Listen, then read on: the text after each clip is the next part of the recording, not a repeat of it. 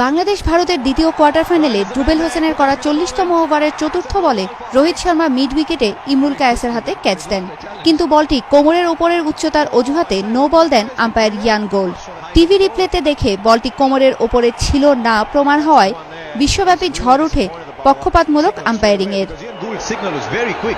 আইসিসির ওয়েবসাইটে প্রত্যেক ম্যাচের বল বাই বল ট্র্যাজেক্টরি ভিউ বা গতিবিধি দেখা যায়। কোন বল কোথায় পিচ করে কোথায় গিয়েছে সব জানা যায়।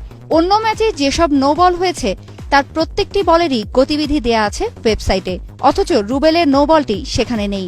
আইসিসির সাইটে গিয়ে হক আইতে ট্র্যাজেক্টরি ভিউ দেখতে চাইলে ওই ওভারের 1, 2 ও 3 নম্বর বলের পর 5, 6 ও 7 নম্বর বল দেখা যায়, কিন্তু চতুর্থ বলটি দেখার কোনো সুযোগ নেই। বলটি নো হোক বা নাই হোক, বলটির গতিবিধি দেখার সুযোগ বন্ধ করাটা কতটা নৈতিক তা সংস্থাটির কর্মকর্তারাই বলতে পারবেন।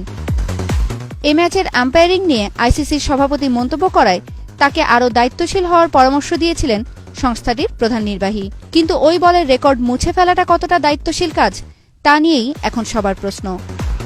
তৌসিয়া ইসলাম, এটিএন বাংলা।